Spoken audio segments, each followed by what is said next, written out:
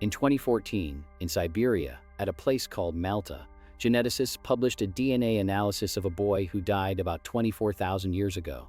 His bones were found back in the 1920s by Soviet archaeologists, along with beads and figurines carved from mammoth ivory.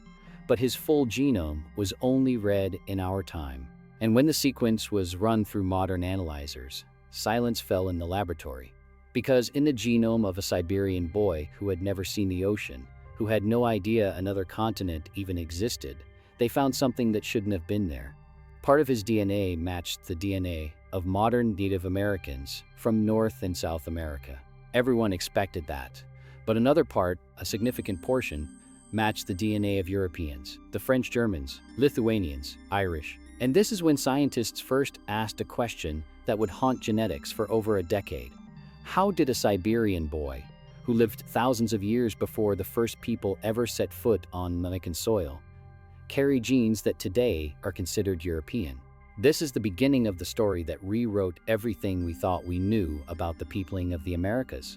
Let's start with what we were taught in school. What's taught in school? A simple picture. About 15,000 years ago, a group of hunters from eastern Siberia crossed the land bridge between Chukotka and Alaska. Bering moved south, and within a few thousand years, filled both continents from Alaska to Tierra del Fuego. All Native Americans are descendants of this single wave.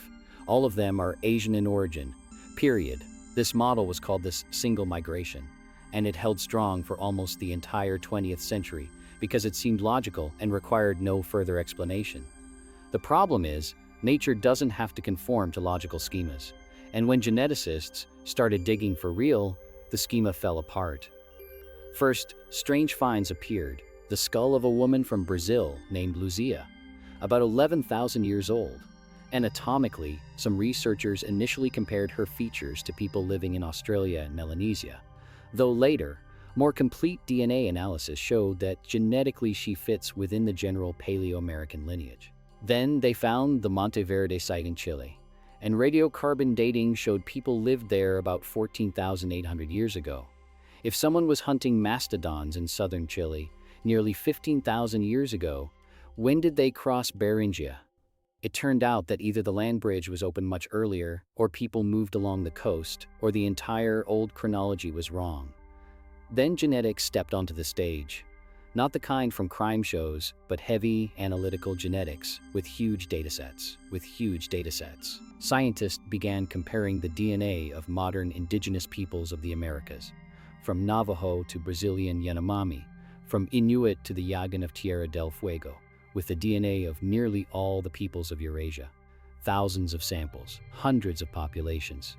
And in this giant comparison, they found what no one expected. When the team led by S.K. Willerslev published the genome analysis of that boy from Malta, the world of anthropology shuddered. It turned out that the ancestors of Native Americans were not pure East Asians who simply crossed Beringia. They were a mixture, two completely different streams that merged somewhere in Siberia long before anyone moved into the Americas. One stream was East Asian, related to modern Chinese, Koreans, Japanese, and the second stream was ancient North Eurasian, a people that no longer exists in pure form, a people whose DNA today lives in two places on Earth, in the veins of Native Americans and in the veins of Europeans. Do you understand what this means? It means that a modern Lithuanian, a Scot, a Basque, and a Comanche share a distant common ancestor, not metaphorical, not spiritual, sane, but a very specific population that lived in Ice Age Siberia, mammoth hunters, whose descendants split in two directions. Some moved west, and over millennia merged into the formation of Europeans. Others moved east, across Beringia, and became Native Americans. Distant blood relatives, separated by thousands of years and one ocean. And when this work was verified, something even stranger emerged. In some Amazonian tribes, the Sarui, the Caritiana, the Zavante, they found faint but persistent genetic traces linking them not to Siberia, not to Europe, but to the indigenous peoples of Australia and Papua New Guinea. This was called Signal Y, from a word in one of the Tupi languages meaning ancestor. No one is entirely sure how this signal got there, No one can definitively explain how the DNA of a people living on the other side of the Pacific Ocean ended up in the genes of a tribe living deep in the Brazilian jungle. But it's there, reproducibly, across multiple independent studies. Then, more, in 2015, a paper was published on the genome of the Kennewick man. This skeleton was found in Washington state in 1996, about 9,000 years old. When discovered, anthropologists measured the skull and claimed its shape didn't look like a modern Native American's, that his facial features resembled a European's. This sparked a multi-year legal battle. Native American tribes demanded to bury the ancestor according to their traditions, while some scientists insisted he wasn't their ancestor at all, but someone else. It went all the way to federal courts. Only when DNA was extracted from the bones did everything fall into place and become even more puzzling. Kennewick man turned out to be genetically closest to modern Native Americans, specifically the Colville tribe. The skull proved nothing. Bones lie, genes don't.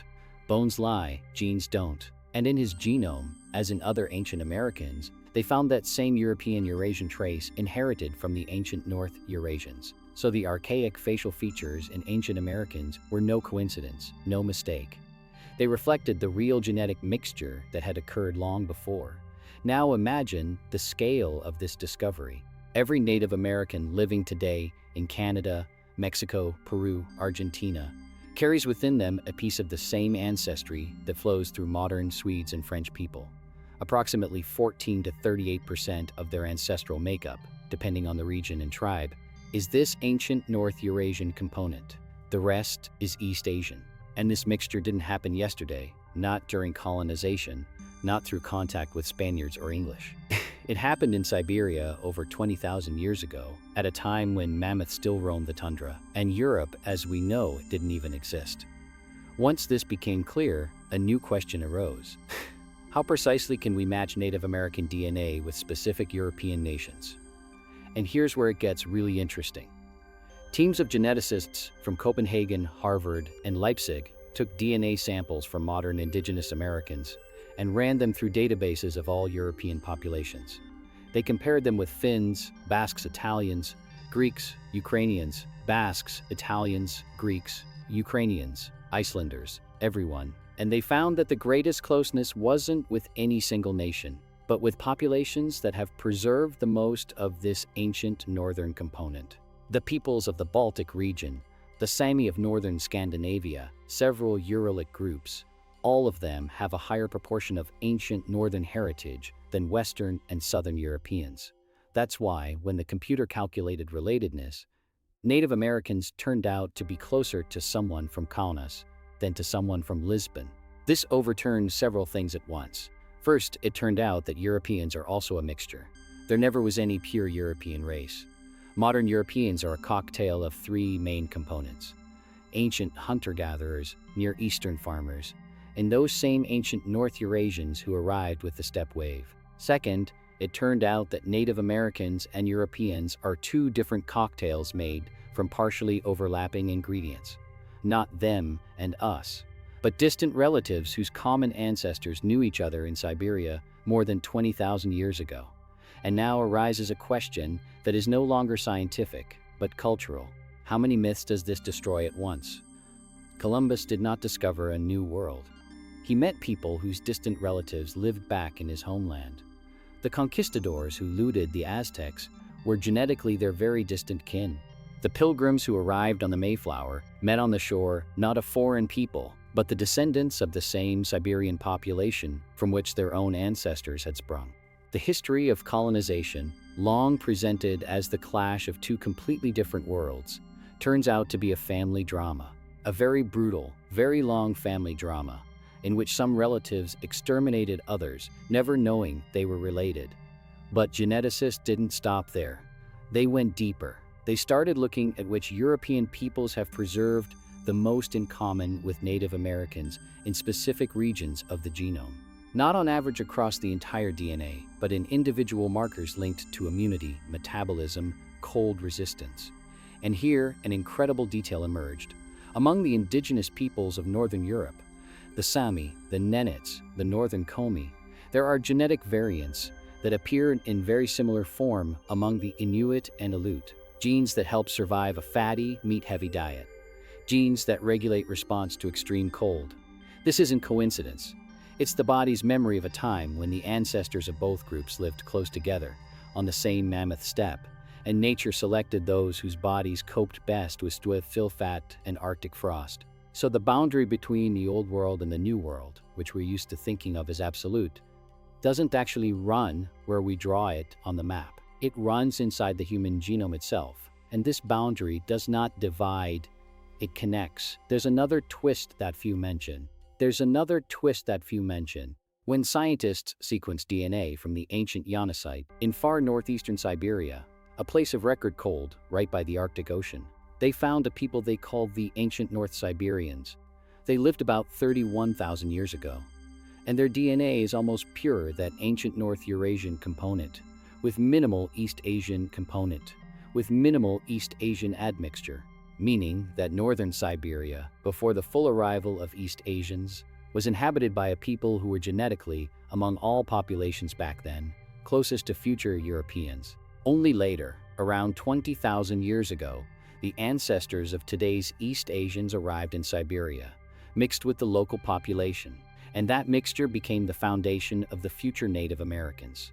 The remaining ancient North Siberians gradually moved west, dispersed across Eurasia, and became the third component of the modern European genome. So when textbooks write Native Americans came from Asia, it's only half true. They came from Siberia.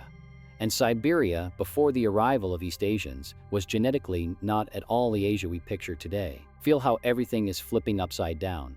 And most importantly, this is not a theory. It's not interpretation.